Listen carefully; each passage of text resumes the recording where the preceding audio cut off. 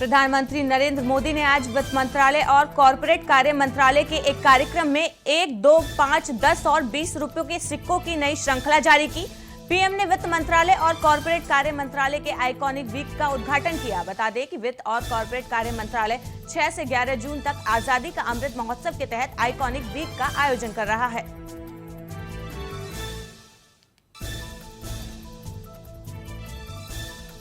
जम्मू संभाग के जिले डोडा के भद्रवाह में प्राचीन वासुकीनाग मंदिर में तोड़फोड़ का मामला सामने आया है। इससे लोगों में भारी रोष देखने को मिल रहा है। विभिन्न हिंदू संगठन सड़क पर उतर आए हैं। उन्होंने जमकर नारेबाजी की और मंदिर को निशाना बनाने वालों पर कार्रवाई की मांग की।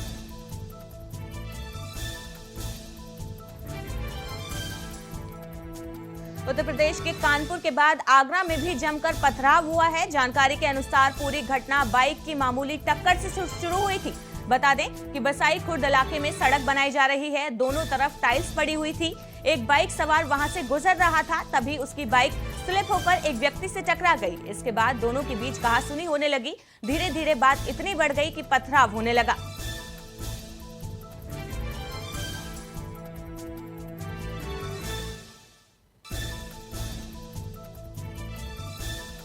दिल्ली के स्वास्थ्य और गृह मंत्री सत्येंद्र जैन के खिलाफ ईडी शिकंजा कस रहा है। ईडी ने सोमवार को सत्येंद्र जैन के आवास पर छापेमारी की है। कोलकाता की एक कंपनी से संबंधित हवाला कारोबार के सिलसिले में ये कार्रवाई की गई है। बता दें कि 30 मई को ईडी ने सत्येंद्र जैन को गिरफ्तार कर लिया था।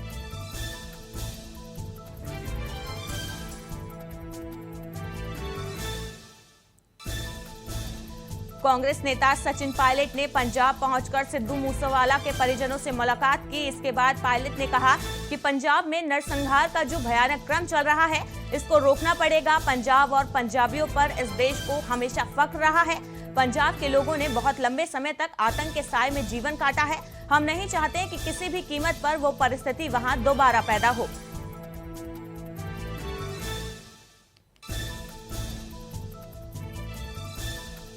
लखनऊ में मुख्यमंत्री आवास पर फिल्म अभिनेता अनुपम खेर ने सीएम योगी से मुलाकात की, तो वहीं महामंडलेश्वर अवधेशानंद गिरी ने भी सीएम योगी से उनके आवास पर मुलाकात की।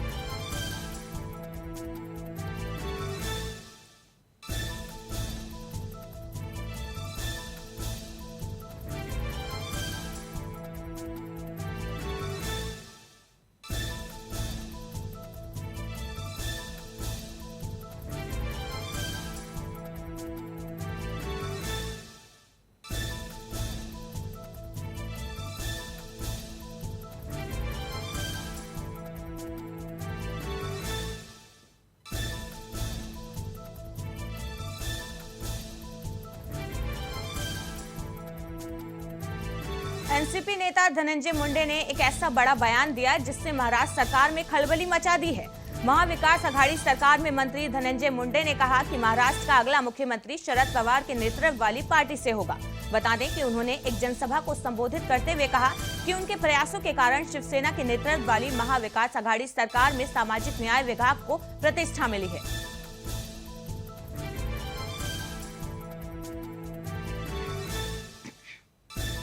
शिवसेना ने अपने मुख्य पत्र सामना में एक बार फिर केंद्र की बीजेपी सरकार पर निशाना साधा है। शिवसेना ने कहा कि एक ओर देश की जनता परेशानियों से छटपटा रही है, तो वहीं देश का राजा कार्यकाल के 8 साल पूरे होने पर जश्न में डूबा है।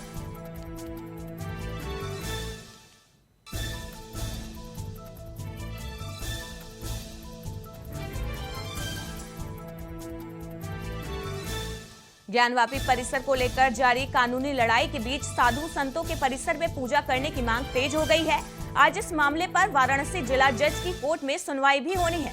दोपहर 2 बजे मामले की सुनवाई होगी, तो वहीं स्वामी अविमुक्तेश्वरानंद ज्ञानवापी परिसर में पूजा करने को लेकर अड़े हुए हैं। उन्होंने ज्ञानवापी परिसर में पूजा का ऐलान किया था।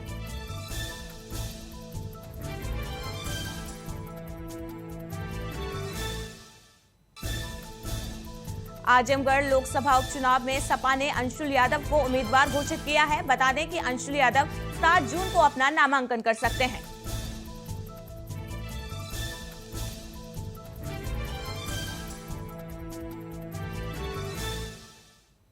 पंजाब के मशहूर सिंगर और कांग्रेस नेता सिद्धू मूसेवाला की हत्या के मामले में पुलिस को बड़ी सफलता मिली है। हत्याकांड में शामिल 8 शूटर्स की पहचान अब तक हो चुकी है। इनमें से एक शूटर को पंजाब पुलिस पहले ही गिरफ्तार कर चुकी है। बता दें कि 2 शूटर महाराष्ट्र के पुणे के रहने वाले हैं, जबकि 3 शूटर पंजाब के रहने वाले हैं। तो वहीं हत्याकांड में शामिल 2 और शूटर हरियाणा और एक शूटर राजस्थान का रहने वाला है।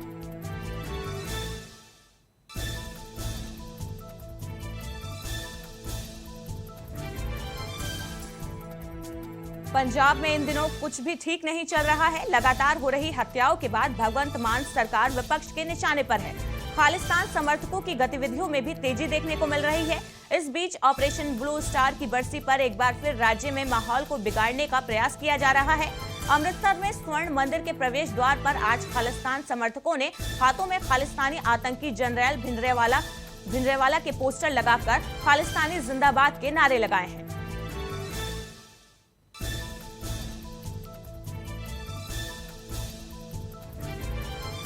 10वीं और 12वीं के रिजल्ट का इंतजार कर रहे उत्तराखंड के छात्रों के लिए खुशखबरी है।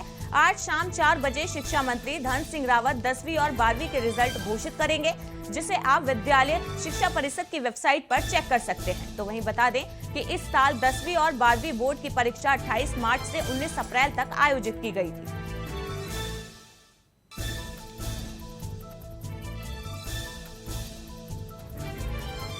उत्तराखंड के उत्तरकाशी जिले के पुरोला क्षेत्र में रविवार को डामटा के पास यात्रियों से भरी एक बस खाई में गिर गई। इस हादसे में अब तक 26 लोगों की मौत हो गई है, वहीं 10 लोग गंभीर रूप से घायल हैं। बता दें कि सभी यात्री मध्य प्रदेश के थे। उत्तरकाशी में ये भीषण सड़क हादसा हुआ है।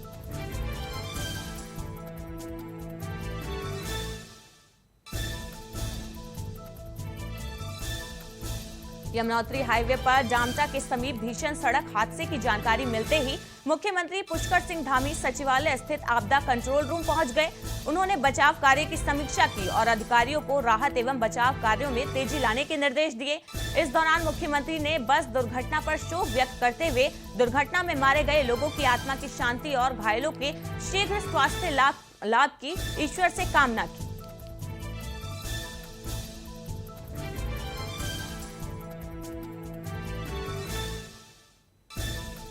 मसूरी के हाथी पांव रोड पर वाहन के खाई में गिरने से एक की मौत हो गई, जबकि एक की हालत गंभीर बताई जा रही है।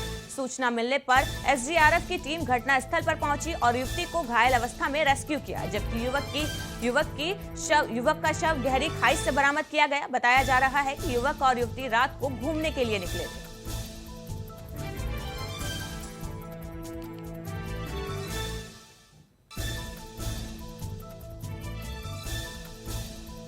प्रदेश के मुख्यमंत्री पुष्कर सिंह धामी और मध्य प्रदेश के सीएम शिवराज सिंह चौहान ने बस दुर्घटना में मारे गए रामजी और बांकी बिहारी के रिश्तेदार कृष्ण बिहारी द्विवेदी से बातचीत की। इस दौरान दोनों नेताओं ने मारे गए लोगों के प्रति संवेदना व्यक्त करते हुए रिश्तेदारों को ढांढस बंधाया।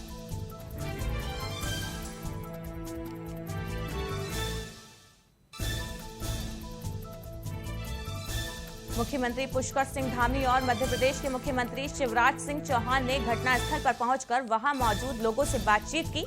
सीएम धामी ने कहा कि दुर्घटना की मजिस्ट्रेट जांच कराई जाएगी, जिससे घटना की वास्तविकता का पता चल सकेगा। आखिर किन कारणों से यह हादसा हुआ है।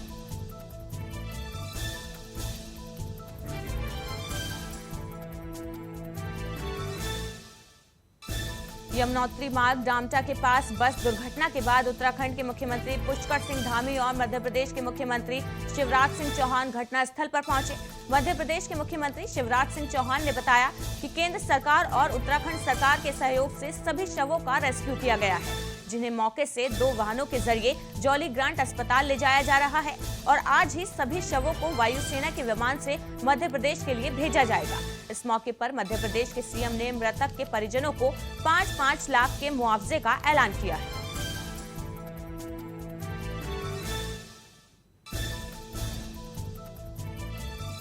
रुड़की के लखनौता चौक पर तेज रफ्तार बस ने बाइक सवार 2 लोगों को अपनी चपेट में ले लिया। हादसे में एक शख्स की मौत हो गई, जबकि एक घायल हो गया। बताया जा रहा है कि 2 युवक अपनी बाइक से लखनौता चौराहे पर पहुंचे। उसी समय पीछे से आ रही तेज रफ्तार प्राइवेट बस ने दोनों बाइक सवारों को अपनी चपेट में ले लिया।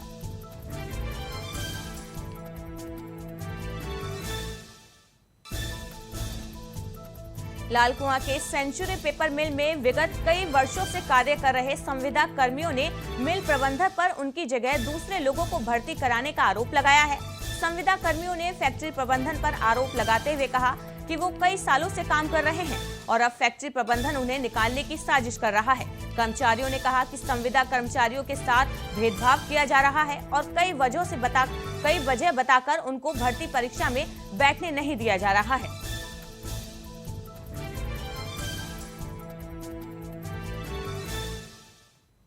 बिहार के पूर्व मुख्यमंत्री जीतन राम मांझी ने हिंदुस्तानी आवाम मोर्चा के राष्ट्रीय कार्यकारिणी की बैठक में कहा कि उनके घर पर शराब बनती थी। उनके माता पिता शराब का सेवन करते थे।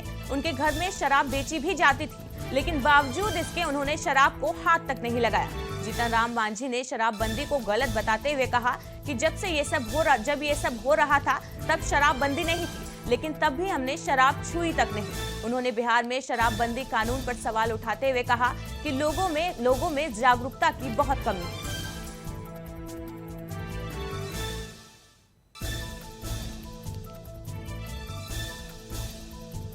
कांग्रेस आजमगढ़ और रामपुर लोकसभा के उपचुनाव में कोई उम्मीदवार नहीं उतारेगी, बल्कि 2024 के लोकसभा चुनाव पर ध्यान केंद्रित करेगी। इस संबंध में कांग्रेस ने आधिकारिक बयान जारी कर दिया है। यूपी चुनाव परिणाम कांग्रेस के लिए एक बुरा सपना साबित हुआ है। कांग्रेस 2017 के मुकाबले 2022 में अपने वोट बैंक को बरकरार भी नहीं रख सकी। अब पार्टी की रणनीति 2024 के लोकसभा चुनाव में मजबूती के साथ उतरने की है।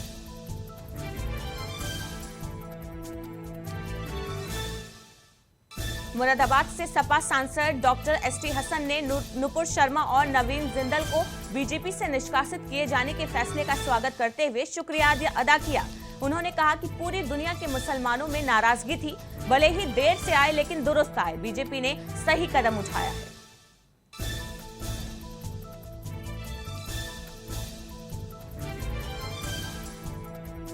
संभल के रोडवेज इंचार्ज का एक वीडियो वायरल हो रहा है, जिसमें यूपी परिवहन निगम का बस स्टेशन इंचार्ज ऑफिस में गाली दे रहा है और दफ्तर में ही बैठकर बीड़ी के धुएं के छल्ले उड़ा रहा है।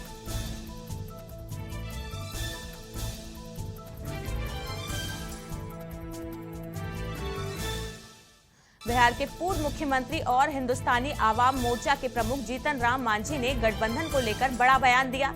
उन्होंने कहा कि एनडीए में उन्हें घुटन महसूस हो रही है।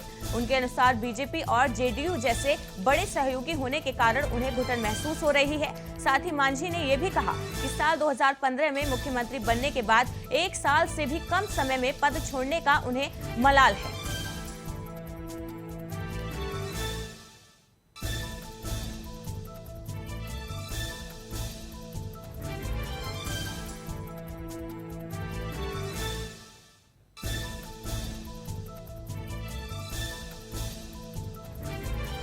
हमीरपुर के मौदा कोतवाली के एचडीएफसी बैंक के सामने फर्नीचर की दुकान में शॉर्ट सर्किट के चलते आग लग गई, जिसमें दुकान में रखा सारा फर्नीचर जलकर राख हो गया। तो वहीं स्थानीय लोगों ने दमकल कर्मचारियों के साथ मिलकर आग बुझाई।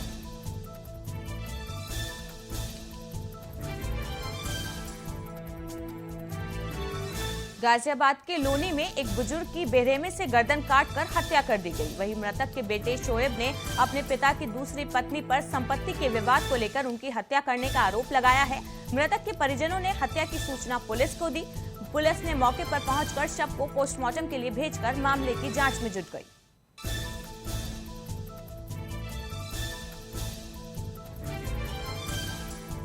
रायबरेली के गदागंज थाना क्षेत्र के लालगंज गांव में जमीनी विवाद को लेकर 2 पक्षों में जमकर मारपीट हुई। लाठी डंडे भी चले। जमीन कब्जाने आए कुछ दबंगों ने दलितों को जमकर पीटा, जिसका वीडियो सोशल मीडिया पर वायरल हो रहा है।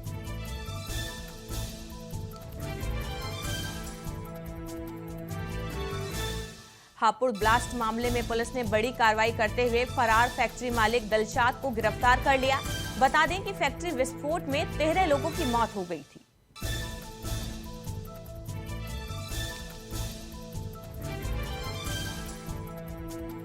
मोतिहारी में मुजफ्फरपुर रक्सौल रेलखंड पर स्थित सुगौली स्टेशन के प्लेटफॉर्म संख्या पर एक महिला चलती ट्रेन में चढ़ने के दौरान फिसल कर गिर गई। इस दौरान प्लेटफॉर्म पर सुरक्षा में तैनात आरपीएफ के जवान ने महिला को देखा तो उसने दौड़कर महिला को पकड़ा और उसे सुरक्षित बचा लिया।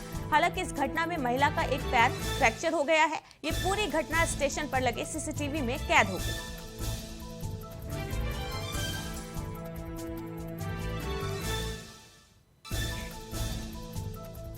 भागलपुर पुलिस को बड़ी सफलता हाथ लगी है, जहां पर गुप्त सूचना के आधार पर चेकिंग के दौरान पंजाब नंबर के ट्रक से पुलिस ने भारी मात्रा में शराब बरामद की।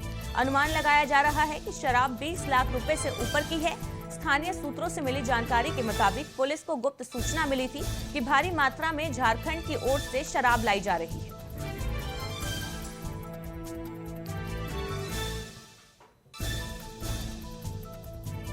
गुजरात में खुद से शादी करने का ऐलान करने वाली क्षमा बिंदु को विरोध का सामना करना पड़ रहा है।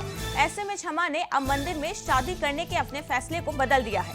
दरअसल क्षमा बिंदु 11 जून को खुद से शादी करने वाली हैं। उन्होंने ऐलान किया था कि वे गौत्री के मंदिर में शादी करेंगे, लेकिन अब वो विरोध के चलते उन्होंने मंदिर में शादी न करने का फैसला किया।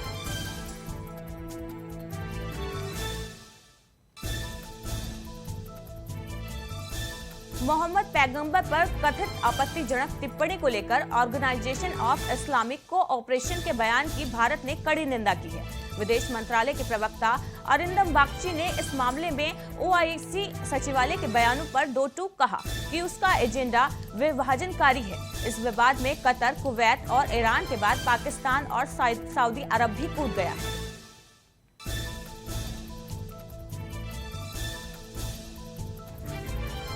राजस्थान बोर्ड कक्षा 12वीं आर्ट्स और वरिष्ठ उपाध्याय परिणाम घोषित कर दिए गए हैं।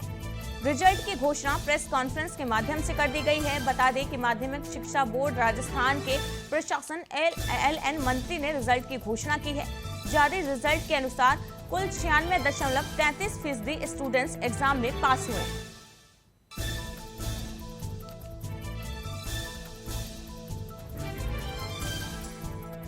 देश में कोरोना की रफ्तार फिर तेज हो गई है। पिछले एक हफ्ते में देश में 25,000 से ज्यादा मामले मिले हैं। चौंकाने वाली बात यह है कि 3 महीने बाद एक हफ्ते में इतने केस मिले हैं। वहीं पिछले हफ्ते की तुलना में इस बार 45% केस बढ़ गए हैं। बता दें कि इस देश में पिछले 24 घंटे में कोरोना वायरस के 4,518 केस सामने आए हैं। 24 घंटे में कोरोना के 4,518 नए मामले दर्ज किए गए हैं।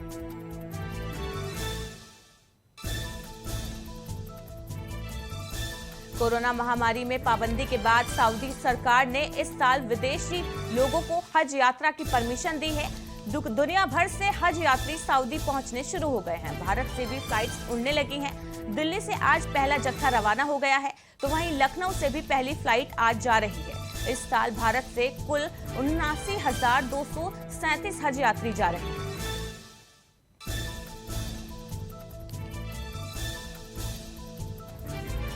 इंग्लैंड के पूर्व कप्तान जो रूट ने टेस्ट क्रिकेट में 10,000 रन पूरे कर लिए हैं। रूट ने रविवार को न्यूजीलैंड के खिलाफ लॉर्ड्स टेस्ट में शतकीय पारी के दौरान ये उपलब्धि हासिल की। रूट टेस्ट क्रिकेट में 10,000 रन का आंकड़ा छूने वाले सबसे कम उम्र के प्लेयर हैं। तो वहीं अब ऑस्ट्रेलिया के पूर्व कप्तान मार्क टेलर ने जो रूट को लेकर बड़ी भविष्यवाणी की है।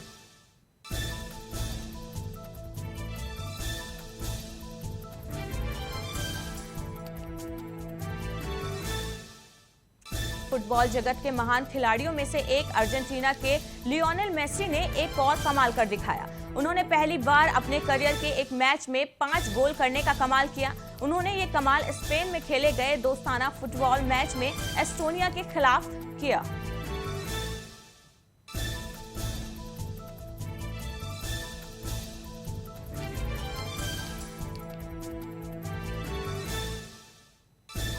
क्रिकेटर हरभजन सिंह ने श्रीसंत को थप्पड़ मारने पर अफसोस जाहिर किया है। पूर्व भारतीय ऑफ स्पिनर ने इस घटना के 14 साल बाद अपनी गलती मानी है। उन्होंने इस घटना पर अफसोस जताते हुए कहा कि मुझे श्रीसंत को थप्पड़ नहीं मारना चाहिए था। उस दिन जो हुआ बेहद गलत हुआ। खेल में भावनाएं हमेशा आपके साथ रहती हैं, लेकिन उस पर काबू करना होता है। उस दिन जो भी हुआ वो मेरी गलती थी।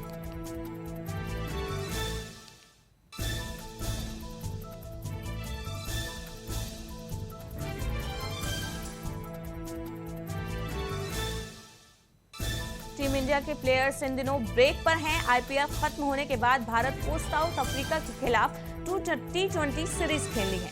जो 9 जून से शुरू होगी। इस बीच खिलाड़ियों की मस्ती जारी है। युजवेंद्र चहल ने हाल ही में वेब सीरीज पंचायत 2 को लेकर एक पोस्ट किया, जिसमें वो लौकी हाथ में लिए हुए हैं। इस फोटो पर युवराज सिंह ने मजे लिए और उन्होंने लिखा कि तुम्हारी लौकी का साइज भी तुम्हारे जितना ही है।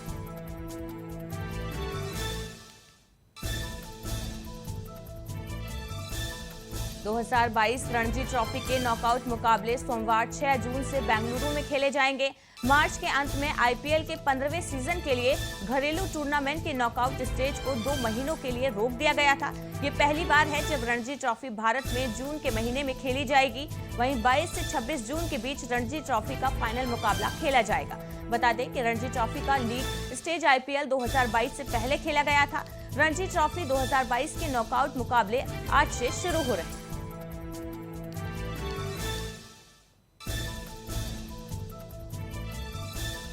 इंग्लैंड और न्यूजीलैंड के बीच खेले गए पहले टेस्ट मैच में मेजबान टीम ने 5 विकेट से जीत दर्ज कर ली है। बेन स्टोक्स की कप्तानी में अपना पहला टेस्ट खेल रही इंग्लैंड की टीम ने तीसरे दिन पहले सत्र में न्यूजीलैंड के 277 रन के लक्ष्य को सफलतापूर्वक हासिल कर लिया। इंग्लैंड की टीम ने जीत के साथ ही 3 मैचों की टेस्ट सीरीज में 1-10 की बढ़त ली है। इंग्लैंड की तरफ से दूसरी पारी में पूर्व कप्तान जो रूट ने शतकीय पारी खेली और 170 गेंदों में 115 रन बनाकर नाबाद रहे।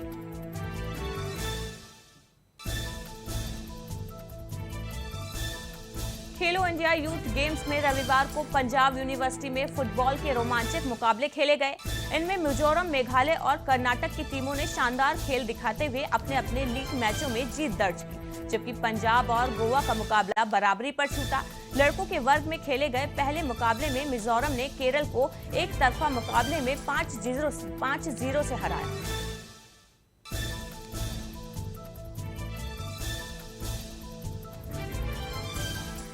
ब्रिटेन की महारानी एलिजाबेथ द्वितीय के शासन के 70 साल पूरे हो गए हैं। वो 1992 में पहली बार महारानी बनी थी।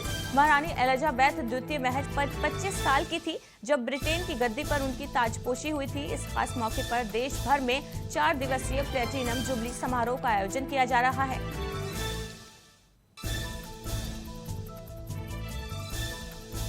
पैगंबर मोहम्मद के खिलाफ बीजेपी प्रवक्ता नुपुर शर्मा की टिप्पणी से सऊदी अरब के प्रिंस फैसल बिन फरहान अल सऊद खासा नाराज थे।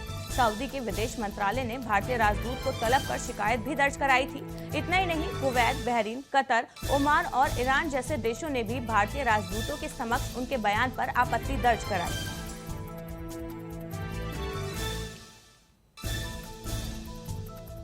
मल्टी कमोडिटी एक्सचेंज पर सोने की कीमतों में 0.3% की तेजी देखने को मिली है, जिसके बाद सोना 51,120 रुपए प्रति 10 ग्राम पहुंच गया है। वहीं चांदी की कीमतों की बात करें तो चांदी 1.3% की तेजी के साथ 62,451 रुपए प्रति किलोग्राम पर पहुंच गया है।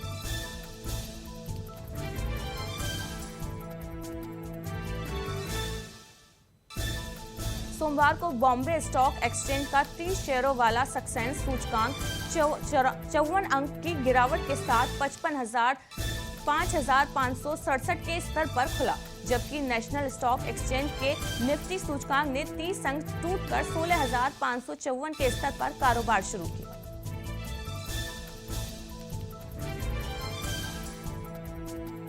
फिल्म मेकर करण जौहर ने हाल ही में अपने 50वें बर्थडे की धमाकेदार पार्टी दी थी। करण के बर्थडे पार्टी में कई बॉलीवुड सेलेब्स शामिल हुए थे। करण के जन्मदिन की पार्टी में शामिल हुए लोगों में से 50 से ज्यादा लोग कोरोना पॉजिटिव हो गए।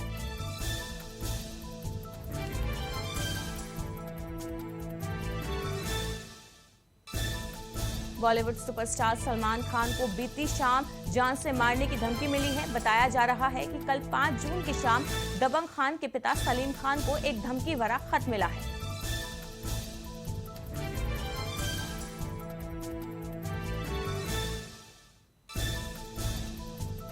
सोशल मीडिया पर एक छोटी बच्ची और बंदर का वीडियो वायरल हो रहा है। वीडियो में बच्ची और बंदर के बीच मोबाइल फोन को लेकर खींचतान हो रही है।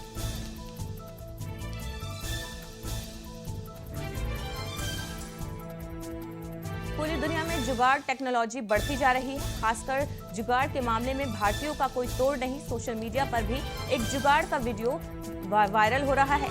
तो वहीं इन दिनों जुगाड़ का एक ऐसा वीडियो वायरल हुआ है जिसे देखकर लोग चौंकन्ने रह गए, क्योंकि इस वीडियो में कार और ऑटो का जबरदस्त कॉम्बिनेशन दिख रहा है। वीडियो में आप देख सकते हैं कि सड़क पर एक गाड़ी सर पर दौड़ रही है। गाड़ी देखकर आपको लग रहा होगा कि ये तो कार है, लेकिन जैसे ही गाड़ी के अगले हिस्से पर नजर जाती है, लोग दंग रह जाते हैं, क्योंकि असल में वो एक ऑटो होता है।